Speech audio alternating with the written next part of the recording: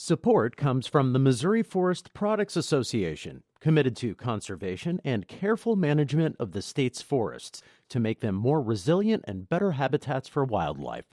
ChooseWood.com. Welcome to St. Louis on the Air. I'm Don Marsh. You may recall the story of Ken Bone, or as he became affectionately known as the Red Sweater Guy. As an undecided voter, Bone became a viral sensation during a presidential debate at Washington University in 2016. Bone of Shiloh, Illinois, maintains a large following on social media, has a podcast called The Bone Zone, and has managed to have more than his so-called 15 minutes of fame. St. Louis Public Radio contributor John Larson recently sat down with Ken Bone. For more, here's John. Ken, welcome. Well, thanks for having me on, John. I really appreciate it. I don't think there was anyone more beloved than you during the 2016 elections. You were called, quote, the human version of a hug. I really don't get it. I mean, sure, I'm adorable and articulate and intelligent and all that stuff, but just the amount of praise that people heaped on me solely for existing still kind of baffles me. I don't really understand it. How did it feel to be talked to that way? It was really weird because, my family and I, we're all, kind of like jokesters and cut-ups, and we'll always poke fun at each other. My son and I do it. My father and I do it together. And so we always keep each other grounded with, little jokes and snips at each other. And then to have a whole bunch of strangers tell me oh, no, you're perfect. You're amazing. I love you. You're my hero, at least for a couple days. I was like, this is weird. I don't get it. Let's go back to 2016 and take a listen to your question. What steps will your energy policy take to meet our energy needs while at the same time remaining environmentally friendly and minimizing job loss for fossil power plant workers? As a power plant worker, what did your energy question mean to you? Well, I never get tired of hearing that. I've heard that clip 5,000 times at least, and the only word I can hear is me mispronouncing the word remaining. But yeah, what it meant to me is I work at a coal-fired power plant, and when Hillary Clinton asked the question, or had the quote a couple weeks before the debate about how we're going to put coal out of business, people started getting scared. Oh, wait, well, first off, coal still provides 1/3 of all electricity in the United States. Can't just shut it off. We got nothing to replace it with yet. And secondly, if you put us out of business, what happens to us? What happens to our towns? What happens to our families? So that question I almost felt like was a softball to her, a chance for her to look the American public in the eye and be like, look, I have a plan for transitioning to green energy, and here's how I'm going to do it without putting you all out on the street. You've been in countless memes. You've been played as a Saturday Night Live character, an Izod commercial for your fabulous sweater, an Uber commercial, and they even have a Ken Bone Halloween costume, or many of them. How has that attention affected your life, and how has it affected you as a person? It's been really weird. Every once in a while, I'll still see somebody wearing a T-shirt with my face on it, and it baffles me that they could fit my whole head on a T-shirt because it's very large. I'm also surprised that I was selling T-shirts for a while, and that's how I actually, this is the only way I really made that much money off of being a meme was selling T-shirts. And I'm really grateful to the people that bought them. And I'm also kind of surprised because I'm thinking well, by the time we ship it to you, people aren't going to care about Ken Bone anymore. Shortly after your rise to fame and universal adoration, you started to get some backlash. It was claimed that you had said that the Trayvon Martin shooting was justified. In an interview, you told TMZ that those comments had been taken out of context. What was the context of that comment? Well, two people were arguing about Trayvon Martin, and they were the two typical people that you hear arguing about the Trayvon Martin case, where the person on one side said Trayvon was a thug and it's a good thing he got shot, and the person on the other side was saying George Zimmerman's a piece of scum who went hunting for a kid. Well, neither one of those things is necessarily true. It's that George Zimmerman was armed, and yes, he went looking for trouble, but he didn't do anything technically illegal. And when he got physically assaulted, he shot Trayvon Martin. I wish he hadn't done that. I wish he hadn't put himself in the position to have to do that, because it really seems by all accounts that Trayvon was a decent kid and George Zimmerman sucks and is a jerk. But he didn't do anything technically illegal. So when I used the word justified, all I meant by that was that it wasn't illegal. That's why he got acquitted. If you want to look at changing the law, you can have a debate on that.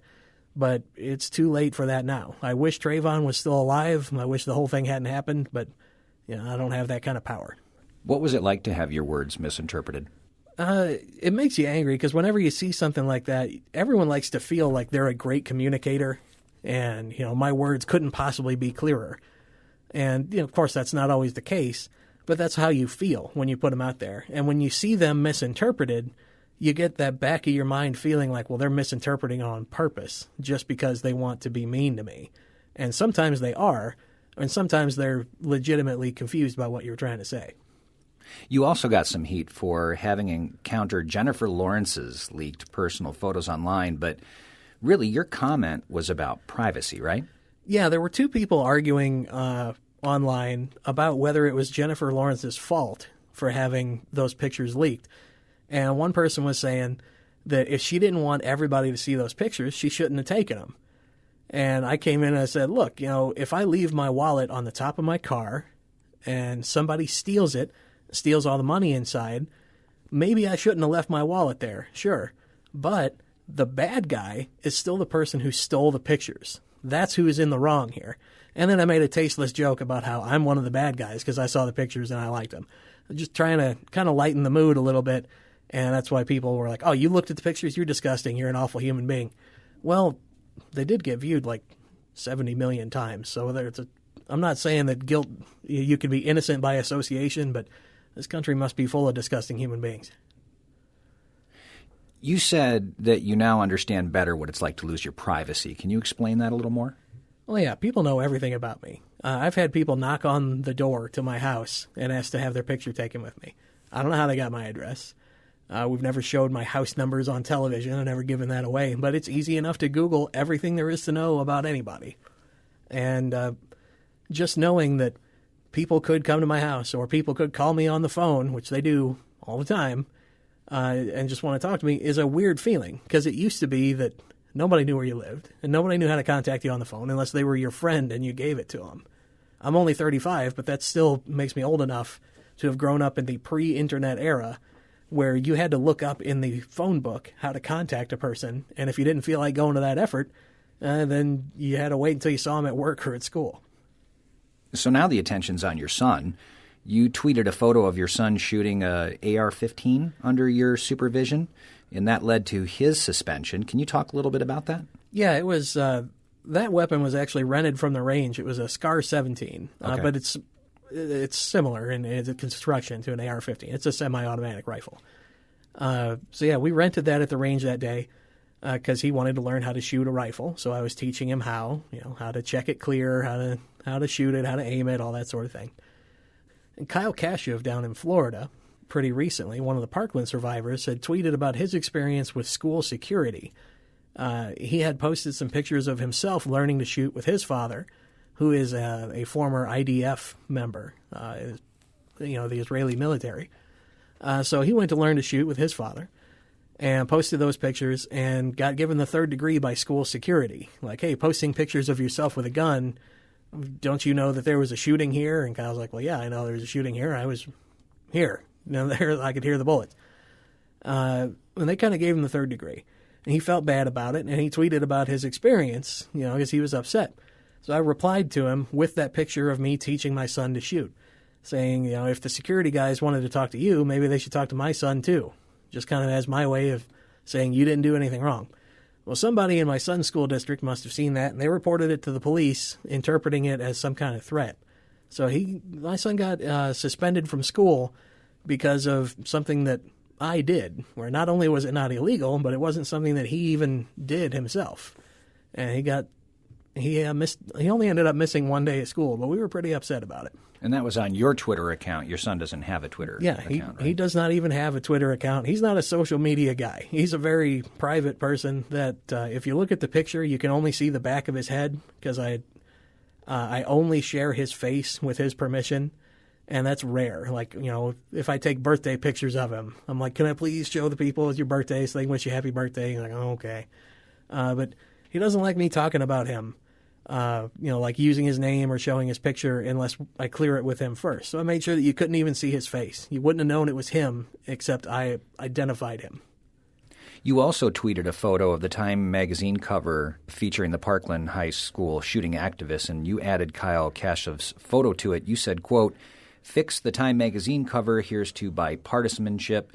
All of these kids are worth listening to, even if you don't agree with them. Can you talk about your message that you were putting out in that tweet? Yeah, I've talked to Kyle Kashup before, and he is a great young guy, and he's super active on Twitter, and he can be pretty harsh. You know, he'll say some not nice things to people, but at heart, I think he's a good kid. And when he's getting attacked publicly, and those other 5 kids were on the cover of Time, I was like, I just kind of wanted to make him happy. I was like, hey, Kyle, I'll put you on the cover of Time magazine.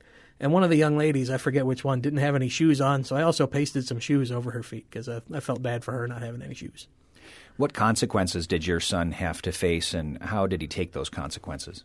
Well, he missed one day of school, but it was also the nicest weather day in the history of St. Louis. It was like 71 degrees and partially sunny with a cool breeze. It could not possibly have been any better. So he was like, well, I'll just sit at home. And he sat under an open window reading a book and playing video games pretty much the whole day. And when we told him that he was suspended, the school didn't tell him. We had to tell him because he got suspended after hours, after he'd already gone home. And I told him, he's like, well, I'm sure it's a misunderstanding. I'll be back to school before you know it. He was so mature. It made us really proud of him. Of course, his mother and I were very stressed out, very freaked out about it. But like everything else in life, he's going to take it as it comes and make the best out of it. In light of the school shootings recently, can you see how the language of your tweet might have concerned school officials? I think it teaches us how important context is. So like if this was a picture of him in camo paint in our backyard with a caption that said, we'll go get you this time, obviously that's not okay. But when this is in reply to somebody else's story about getting hassled by security guards, I think that, it kind of spoke for itself. But when you're not willing to look back at the context and you just want to see like, oh, this guy wants security to come talk to his kid. Well, no, I didn't use my Twitter following to call for help for my dangerous son. Like I was afraid he was going to murder me or something. It made me sad more than anything. It's like on Twitter, you only get 280 characters. You can't put everything into the proper context. You have to kind of depend on the reader to read back and see the context for themselves, except that they're not gonna. Do you think your fame might be a factor in this situation with your son? It absolutely was. Now, the school administration was not punishing me for being famous. It's just that if I had 11 followers, nobody would have ever seen this picture. The only reason anybody saw it, it was public enough for someone to report it, is because I have like 190,000 Twitter followers. Yeah. Before the 2016 debate, you had 7 Twitter followers. Is that right? Yep, 7, and 2 of them were the same person. Where's your grandmother? My grandmother forgot her password and made a new Twitter account so she could follow me again. So you said now your Twitter followers are up to 196,000, and I followed you today, so Sweet. You can add one there. 196,001. There you go. Are you more careful with your posts now that you have this kind of following? No, not really. I didn't even really use Twitter before the whole Ken Bone meme thing. I think I had tweeted like 2 things. And I think one of them was at Ariana Grande because my son really liked her music. He liked her TV show and her music. He was like 10 then. And I was like, well, we'll use Twitter. We'll say something nice to her. I don't remember what it was. And that was, I think, might have been my only tweet ever. And I was only following like 6 people. But then I had to reactivate the Twitter and start using it again because it's the most publicly visible platform I had access to. What legacy do you want to leave for your followers? What message do you want to give to them? If you don't agree with people politically, you don't have to hate them. You do not have to despise the people that don't agree with you. Like, the example I always give is I don't think universal health care can work in America because the government's too efficient. That does not mean that I want your grandma to die, that I'd want her to not have insurance and croak. I still want to fix the healthcare system because it's badly broken, but I don't think that letting the government run it is the best option. And we can debate about what the best option is. But we have to stop saying, like, people that have my position will often say, like, well, you just want the government to run everything because you want a nanny state. Or people that have the government should run the healthcare position will say, well, you just want there to be dead people in the streets that can't afford their their blood pressure medicine. Neither of those things are true. We don't actually hate each other like that. It's just so easy to start screaming at each other on social media. So I really just want to encourage people to take a second and realize that the person you're talking to, even though it's through a screen, is a real human being with real feelings that does not want you to croak, that does not think the absolute worst of you. And you can communicate to each other as if you were real people, and we might actually get something done. What happened to the famous sweater? The original sweater's in New York now. Izod brought it back from me. They gave $10,000 to Greater St. Louis Honor Flight for it. So we were able to fly 18 veterans out to Washington for their Day of Honor, thanks to that sweater. And I have like a replica that's just like it. So it's in New York in their archives next to James Dean's leather jacket and Michael Jackson's moonwalk shoes and some other famous garments that their company has made. That's Shiloh, Illinois resident Ken Bone talking with St. Louis Public Radio contributor John Larson. Bone became a social media sensation after asking a question at a presidential debate at Washington University in 2016. Archive versions of past St. Louis On the Air programs are available for download or podcast at stlpublicradio.org/STLonair. St. Louis On the Air is produced by Alex Hoyer, Evie Hemphill, and Lar Hamden, with production assistance from Aaron Dorr and Charlie McDonald. The executive producer is Mary Edwards.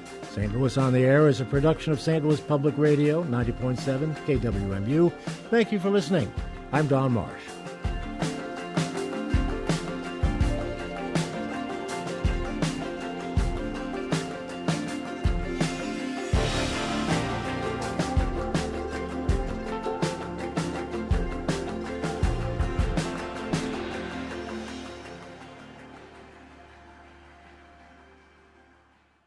Support comes from the Missouri Forest Products Association, committed to conservation and careful management of the state's forests to make them more resilient and better habitats for wildlife. ChooseWood.com.